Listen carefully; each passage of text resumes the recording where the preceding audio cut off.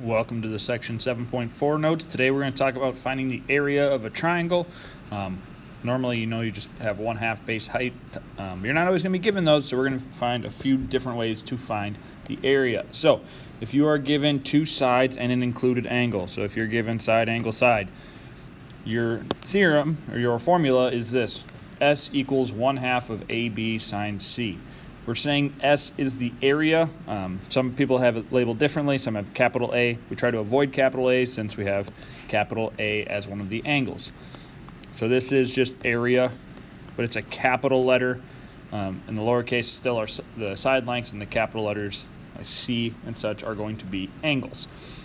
This is exactly 1/2 times base times height. Okay. If you find H over sine of C is H over B. Okay, if I draw in this, probably should use a color that's not the same as that background color.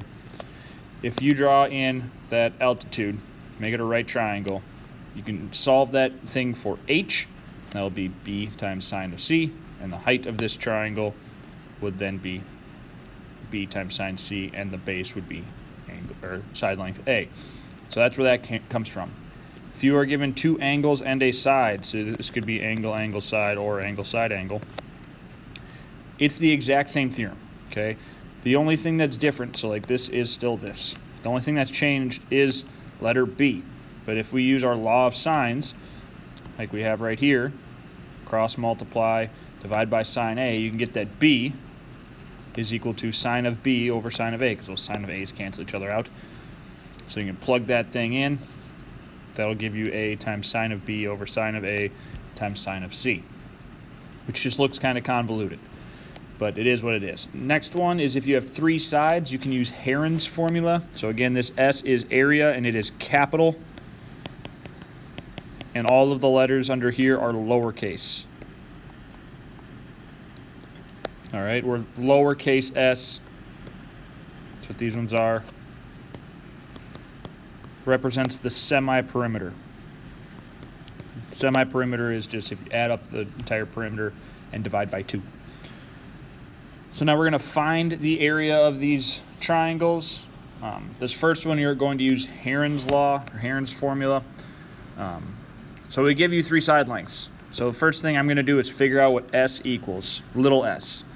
So little s is 23 plus 35 plus 18 all over 2. So if I do 23 plus 35 plus 18 divided by 2, that's going to equal 38. So capital S is equal to the square root of 38 times 38 minus 23 times 38 minus 35 times 38 minus 18.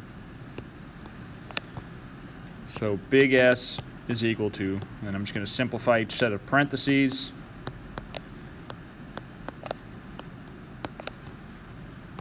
And then multiply underneath that square root. 38 times 15 times 3 times 20 is going to be 34,200.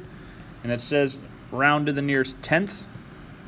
So all I do is take square root of that answer and get that S is approximately equal to 185.0. Because if I'm rounding to the, oh, I looked at it wrong. If I'm rounding to the nearest tenth, 184.9. And then we need to have a label. They didn't give us a label, so we'll have square units, square inches, square feet, whatever the case may be, because area always has square units. For this next one, we have two sides and an angle, so we are going to be using the given sides is this piece, and this is going to be the given angle. The reason I'm pointing that out is going to be, I am able to use B right here, but this little a is actually going to be what is C in this problem. This is a generic formula. All right, I should say given angle, I should say between. So I'm literally just going to plug the numbers I have into this formula. So 1/2 times little a is actually, in this case, little c, which is 42. Little b is 56. and sine of C is actually sine of A, so sine of 43 degrees. So if I take half of 56 times 42, that gives me 1,176 times sine, times sine of 43. So take 1176 times sine of 43. You should always make sure that we are in degrees for this, because it's given in degrees. So S is approximately equal to 802.0. Again, we don't have a label, so I'm just going to put units squared. I need the 0.0 since we are rounding to the nearest tenth. I should have a number in the tenths place. And then this next one is the kind of really convoluted one. I'm going to draw a quick picture, but when I see this piece right here, that is the given side. So the thing that goes on the bottom is going to be the angle across from the given side. Since I'm given two angles, yet it's important that you know which one is which is why we should draw a picture. So I'll draw a picture like that. I'll pretend that it's correct, I guess. Doesn't have to be perfect. You just got to kind of start putting numbers in. So angle A is 23 degrees. Angle B is 64, which means we can figure out what angle C is.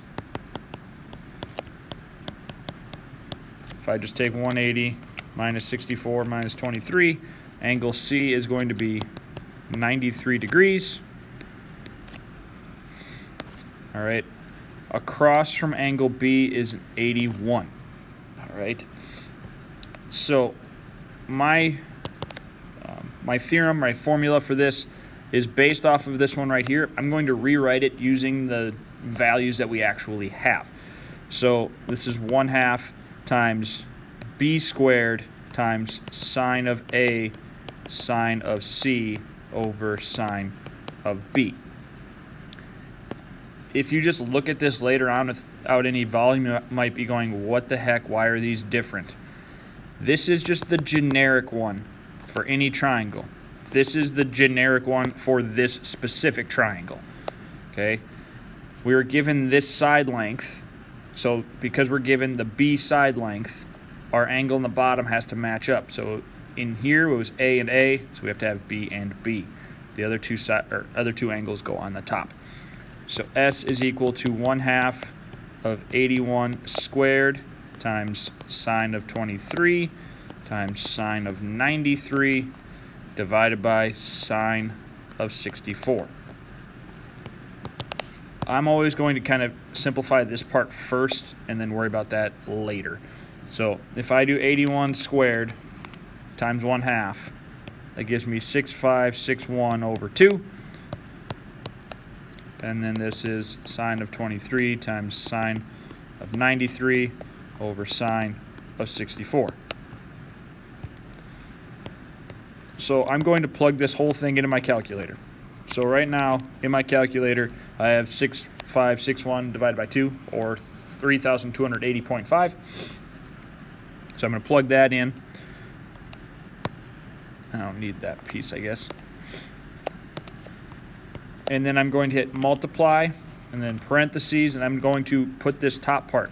So sine of 23, close the parentheses around the 23, and then sine of 93, close the parentheses around the 93, divided by sine of 64, close the parentheses, and then close the big parentheses around that entire section. That's going to give me 1,424.2 square units when I round to the nearest tenth. So this section, I hope, is a little bit easier than the last one or last two. Okay, you basically pick which formula you need to use and plug numbers in and then solve. There's your assignment, and I hope everybody has a great day.